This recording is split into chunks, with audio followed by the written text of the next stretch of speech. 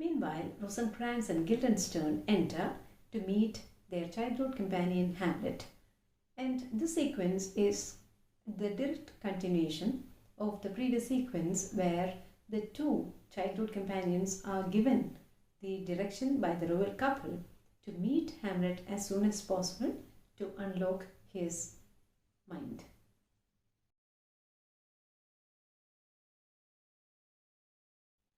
As the conversation continues, we find Hamlet is intensely curious to know why the two friends, Rosencrantz and Guildenstern, are there in the palace of Elsinore.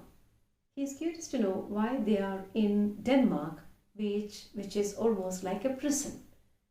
And the response of Hamlet is not appreciated by the two friends who do not consider Denmark as a prison. And Hamlet says, as far as he is concerned, the country, Denmark, is like a prison. So the difference of opinion between Hamlet and the two friends is revealed here, and he is continuously asking the two friends the reason why they are there. And the conversation is a clear indication of, again, the intuitive mind of Hamlet and how much he is having a natural understanding of the foul play and the kind of conspiracy that is going round in the palace around him. And sure, dear friends, my thanks are too dear a halfpenny. Were you not sent for? Is it your own inclining? Is it a free visitation? Come, come, deal justly with me. Come, come, nay, speak.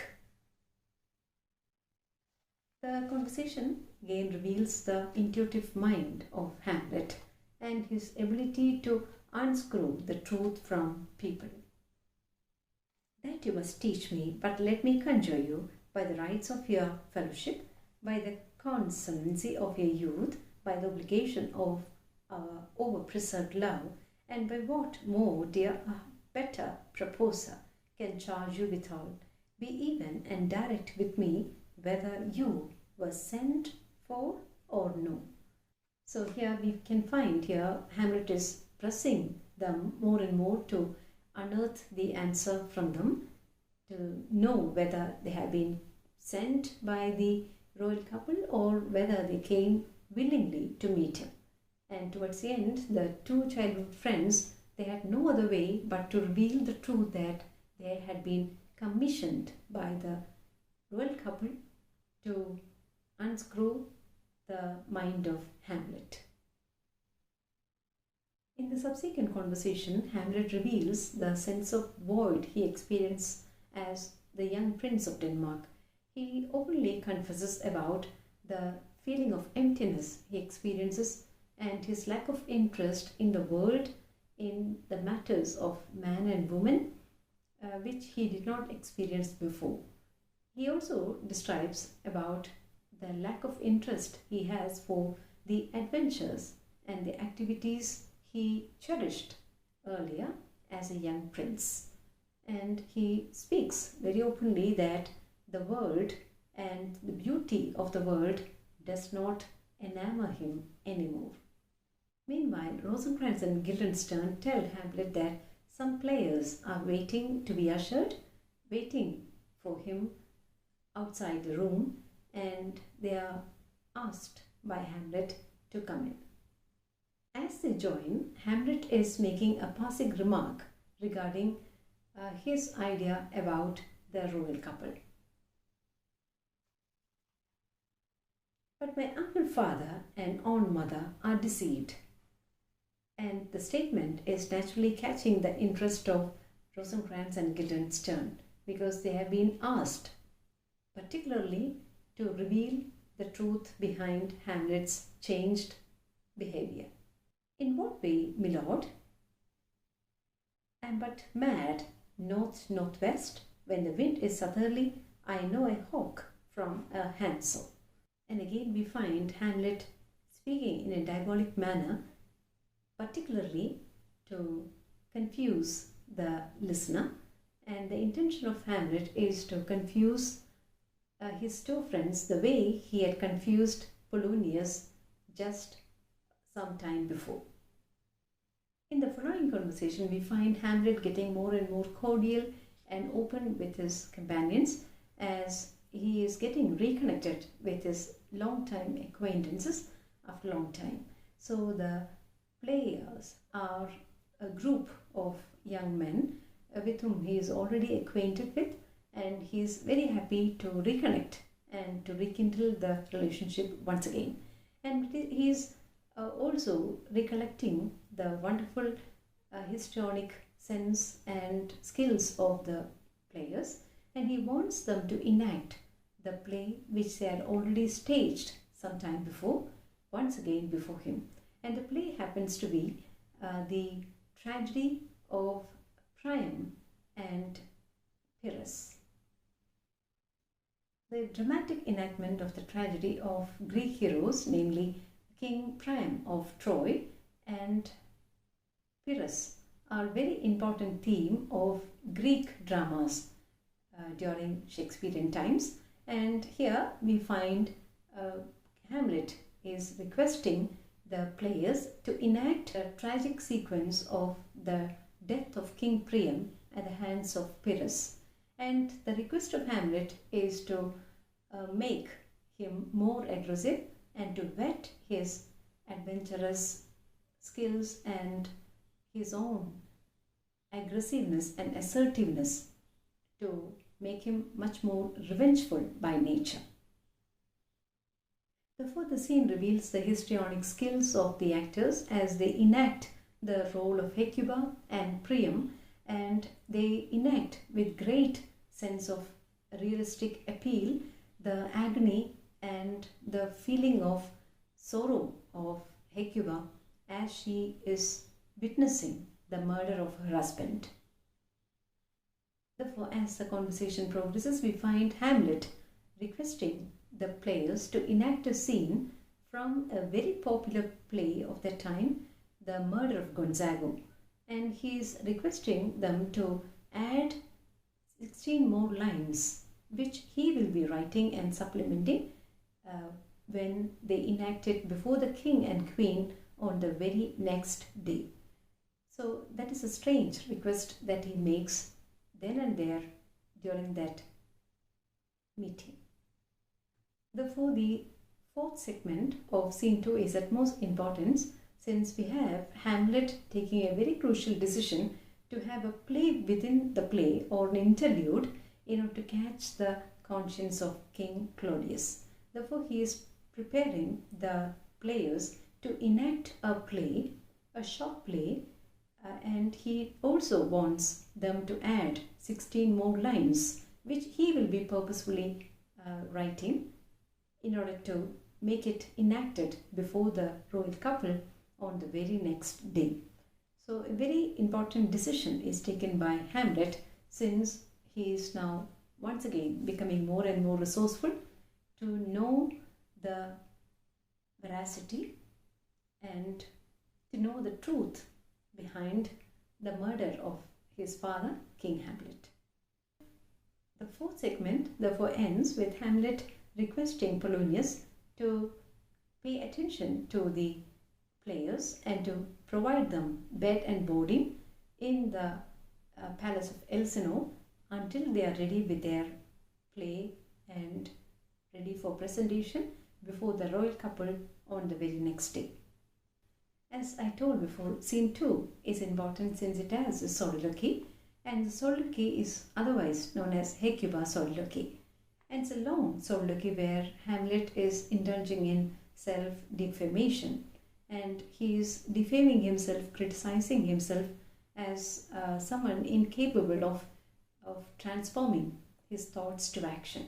Therefore, in the soliloquy we find Hamlet chiding himself for not able to be as expressive as the players, and he is chiding himself for not being able to react against the villain that has killed his father. And he is thinking about the player who are so much filled with emotions, who are so much able to empathize the feelings of Hecuba, the queen, who is undergoing the agony of a widow due to the death of her husband, King Priam. So as we discussed earlier, Act 2, Scene 2, it has a soliloquy, and the soliloquy is otherwise known as Hecuba's soliloquy, where we find Hamlet indulges in self-defamation. He is criticizing himself, calling himself as someone irresolute, someone who is chicken-livered, someone least assertive and lacking the sense of resourcefulness to fight back and take revenge on the villain who has killed his father.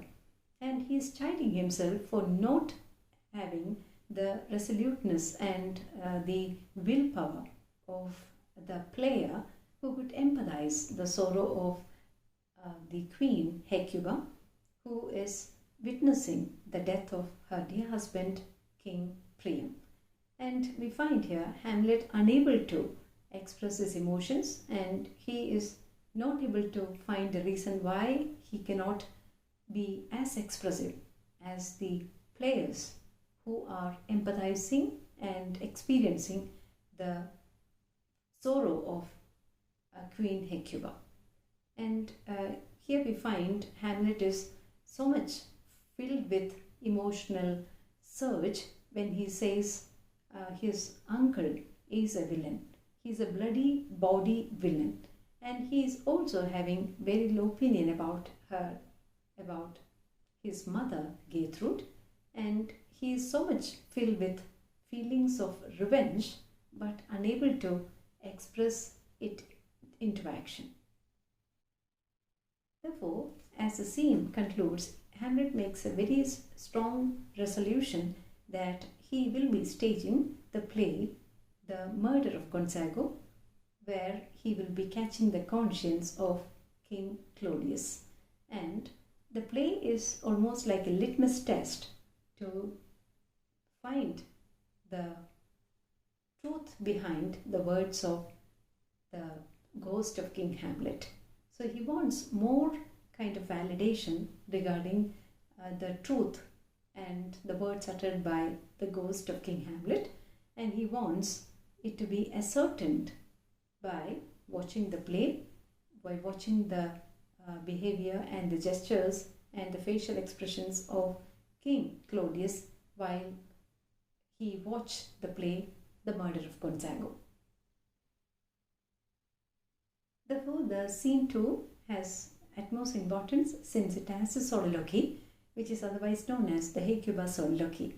The soliloquy is a very long soliloquy where Hamlet is chiding himself and he is indulging in a kind of self-defamation as he is calling himself a coward, someone incapable of taking up actions, and someone who is very, very irresolute and lacking assertiveness. And he is considering himself chicken-livered and unable to imbibe the feelings and the agony of his mother as done by the player who could enact and empathize the sorrow of Hecuba so well on stage. So he is chiding himself not being able to experience and empathize and to rise according to the circumstances to retaliate the revenge of his own father, King Hamlet.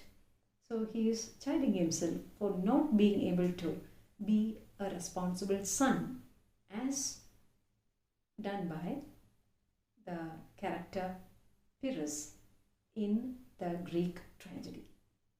The scene ends and the soliloquy ends with Hamlet taking a very crucial decision to make the players enact the murder of Gonzago, through which he will catch the conscience of King Claudius.